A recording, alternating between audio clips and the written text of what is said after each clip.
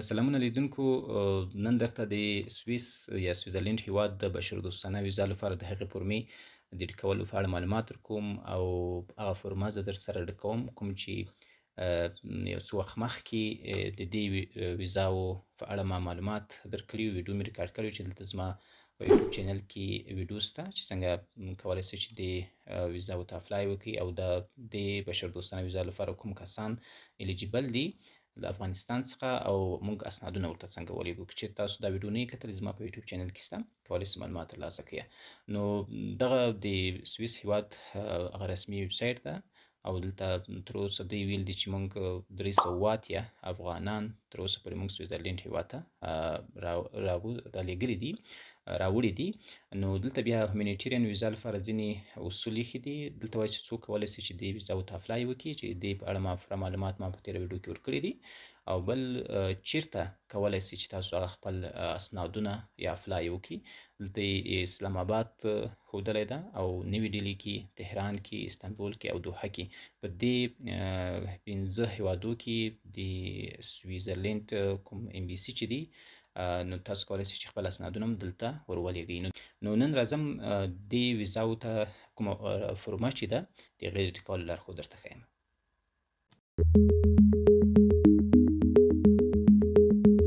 دغه فورمه ده. تاسو کولی شئ چې دا فورمه د دې ویډیو له ډسکرپشن څخه هم ډاونلوډ کړئ. زه به یې لینک درته کېږدم او تاسو کولی شئ چې په هغه مخکینۍ ویډیو کې چې د سویټزرلند هیواد په اړه ما معلومات ورکړي دي، د هغې ویډیو له ډسکرپشن څخه هم ډاونلوډ کړئ. نو دا چې اوپن کړئ، دلته ما معلومات په دې خاطر مخکې پکې رسول دي چې دغه ویډیو ډېره اوږده نه شي. نو تاسو کله چې دا فورمه دغه کړئ، ډکه کړئ، بیا د هغه نه وروسته دا امضا کېږي او عکس پکې لګول کېږي. خو ما عکس اوس ورته په سافټ کې راخیستی. تاسو هم کولی شئ چې دا عکس یا پرینټ، دا فورمه چې پرینټ کړئ پکې ولګوئ، یا په اوس وخت کې کولی شئ چې عکس دلته پکې ولګوئ. صحیح ده.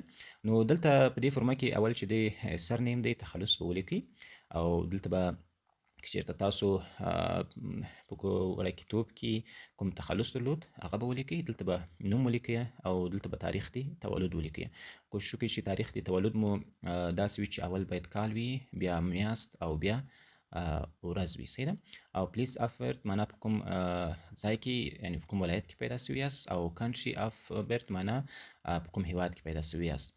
کرنٹ نیشنالیټي، اوس مهال چیرته ژوند کوئ، یعنې چیرته اوسیږئ، که نه هغه ځای به ولیکئ، هغه هیواد. او نیشنالیټي اټ برت معنا ستاسو پیدایښت په کوم ځای کې شوی ده، په کوم هیواد کې شوی ده. ځینې کسان داسې دي چې پیدا شوي په پاکستان کې دي، اوس په افغانستان کې اوسیږي، یا پیدا شوي په ایران کې دي، اوس په افغانستان کې اوسیږي، یا په افغانستان کې پیدا شوي دي، اوس په ایران یا پاکستان یا بل کوم هیواد کې اوسیږي. صحیح ده. او دلته جنسیت ته ستاسو جنسیت چې ده، میل یاست یا فیمیل، معنا مذکر یاست یا مؤنث یا نارینه یاست یا ښځینه. صحیح ده. نو نه وروسته میریټل سټیټ، ستاسو مدني حالات څنګه ده. اول چې دی مجرد، که چېرته مجرد یاست اول به انتخاب کړئ، او که چېرته متحل یاست دویم، او که چېرته جلا شوي یاست دریم اپشن، او که تاسو طلاق شوي یاست بیا څلورم اپشن انتخاب کړئ. صحیح ده. او دلته په لسم بخش کې ستاسو د پلار په اړه معلومات غواړي. اول به د پلار وایي تخلص ولیکئ، بیا به یې نوم ولیکئ، او بیا د کوم ولایت ته هغه ولایت ولیکئ او چیرته پیدا شوی ده، په کوم هیواد کې. صحیح ده. په 11 پوښتنه کې ستاسو د مور تخلص او نوم د کوم ولایت ته او په کوم هیواد کې پیدا شوی ده. صحیح ده. 12مه پوښتنه کې وایي چې که چیرته تاسو کوژده لرئ، بچیان لرئ، که نه، د هغو ټول نومان باید ولیکئ. لکه د هغو هغه په داسې ترتیب سره ولیکئ چې اول به یې تخلص ولیکئ، بیا به یې نوم ولیکئ او په کوم ولایت دی او په کوم هیواد کې پیدا شوي ده. په 14م بخش کې ټراول ټایپ اف ټراول ډاکومنټ معنا ستاسو د سفر کوم اسنادونه لرئ. آرډینري پاسپورټ معنا عادي پاسپورټ چې دا اوس په افغانستان کې هر څوک اخیستی شي، او که چېرته ډیپلوماټ پاسپورټ لرئ دا انتخاب کړئ، که چېرته سرویس خدماتي پاسپورټ لرئ دا انتخاب کړئ، که چېرته اپیشل رسمي پاسپورټ لرئ دا انتخاب کړئ. او دلته بیا په دې ځای کې د پاسپورټ نمبر به ولیکئ، او دلته به تاریخ په کوم تاریخ مو اخیستی ده او تر کوم تاریخ پورې دوام لري. دا تاریخونه یعنی اکسپایر کېږي په کوم تاریخ باندې.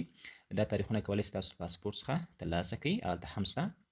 او اپلیکینټ هم ادرس، تاسو هم ادرس به ولیکئ، کوم ولایت، که ولسوالي یاست ولسوالي، او که مرکز یاست مرکز، او کوم هیواد. صحیح ده. او د ټلیفون نمبر به مو ولیکئ. صحیح ده. په 18مه بخش کې resident in a country other than the country of current nationality، که چېرته تاسو په بل هیواد کې اوسېدلي یاست هغه ته به یس انتخاب کړئ. که چېرته نه یاست اوسېدلي بیا به نو انتخاب کړئ. که چېرته بل هیواد کې مو ژوند کړی وخت مو تېر کړی هغلته بیا درته وایي چې تاسو د هغې هیواد ویزا نمبر یا د کوم اجازه لیک چې درکړی و د اوسېدو د هغو نمبر ولیکئ او تر کوم تاریخه پورې صحیح ده. په 18 بخش کې کرنټ اوکوپیشن ستاسو اوسنۍ دنده چې ده هغه دنده ور واچوئ. که چېرته اوس بیکاره یاست ځینې کسان بیا سیلف امپلای ورته لیکي زه درته وایم سیلف امپلای او که چېرته سیلف امپلای په اوس صورت کې باید موږ تاسو ور وانهچوو ځکه چې دا هیومینیټیرین ویزا ده نو دا د هغو کسانو لپاره ده چې مخکې رسمي دنده لرله صحیح ده. نو تاسو که چېرته مخکې څو کاله وړاندې کومه دنده درلودله رسمي نو هغه دنده باید دلته ور واچوو د هغو پوزیشن نوم صحیح ده. او دلته د کمپنۍ یا د ادارې ستاسو کار ورسره کوو د هغو نوم به ور واچوئ ادرس به ور واچوئ په کوم ولایت کې ده او د ټلیفون نمبر به د هغې ادارې ور واچوئ سمه ده. په شلم پوښتنه کې پرپوز اف د سټې ان سویزرلینډ په سویزرلینډ کې د پاتې کېدو یا تلو ستاسو هدف څه شي ده. که چېرته تاسو د کار لپاره دندې لپاره ځئ اول اپشن، که چېرته تاسو د فامیلي سره د لیدلو یو ځای کېدو لپاره ځئ دویم اپشن، او که چېرته د تعلیم تحصیل لپاره ځئ دریم اپشن، او که چېرته تاسو د مریضي د تخصص لپاره ځئ هغه بیا څلورم اپشن. نو دا هیومینیټیرین ویزا د بشر دوستانه ده په دې کې کوم اپشن نشته نو تاسو به ادر انتخاب کړئ صحیح ده. او دلته وایي چې تاسو څومره وخت هغلته پاتې کیږئ. زه ورته 90 ورځې ښیم بیا دلته وایي چې دغه 90 ورځې ماته په میاشت وښایي څو میاشتې راځي 3 میاشتې سمه ده. او دلته هغه تاریخ وایي تاسو ذکر کوي کوم تاریخ چې تاسو سویزرلینډ ته ځئ سمه ده. او دلته وایي داسې که چېرته تاسو ته دا معلومات وي چې سویزرلینډ کې کوم ځای ته ځئ هغه ادرس مو ولیکل صحیح ده. که چېرته تاسو ځئ او هغلته کوم سپانسر لري هغو دعوت کړي یاست نو یا کوم خپلوان لخوا دعوت شوي یاست یا هغلته ځای درته معلوم وي تاسو دغه ادرس ولیکئ معلومات ورکړئ ښه ده. او که چېرته تاسو سره معلومات نه وي نو دغه معلومات بیا ضروري نه دي چې دغسې اوسي صحیح ده. په 40 بخش کې تاسو وایي چې که چېرته مخکې په سویزرلینډ کې تاسو پاتې شوي یاست نو هغه موږ ته ولیکئ. که پاتې شوي یاست یس ولیکه بیا درته وایي چې له کوم تاریخه تر کوم تاریخه پورې. که چېرته نه یې تللي په سویزرلینډ ته بیا دا اپشن ایسته کړئ او دلته نو انتخاب کړئ سمه ده.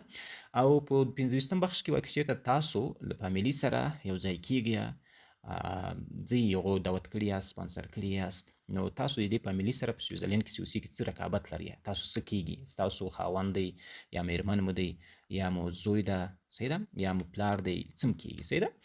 نو که چېرته تاسو دعوت شوي یاست یا سپانسر شوي یاست د یو چا لخوا نو د هغو معلومات به دلته لیکئ د هغو تخلص به لیکئ نوم او د تاریخ تولد او نیشنالیټي به یې لیکئ صحیح ده.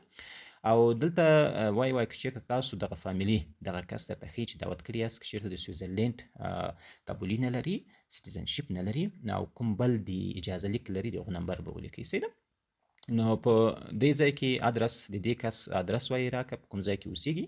چې په 20 برخه کې نیم ان ادرس اف کرنټ امپلایرز کرنټ ایجوکیشنل فیسیلیټي میډیکل فیسیلیټي ان سویزرلینډ صحیح ده.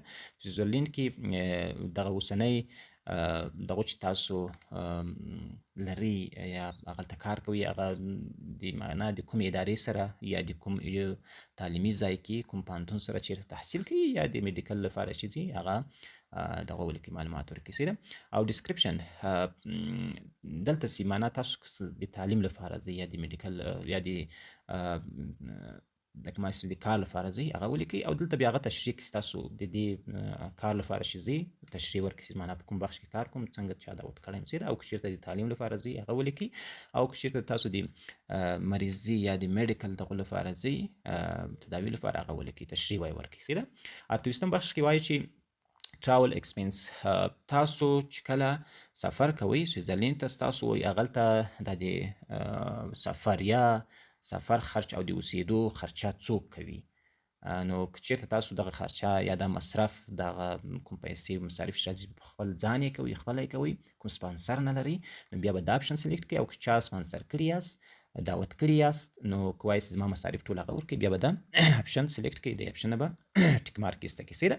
او په اخري بخش کې دا وایي چې تاسو نه دغه کوي معنا تاسو ته دا وایي چې آیا دا کوم معلومات چې تاسو ماته راکړي دا ټول صحیح دي او ستاسو فینګر پرینټ معنا دلته کومې امضا چې کوئ یا ګوته چې لګوئ او یا او د عکس مې چې لګولی دا ستاسو پیژندګلوي کوي په دې باندې وایي زه دغه یم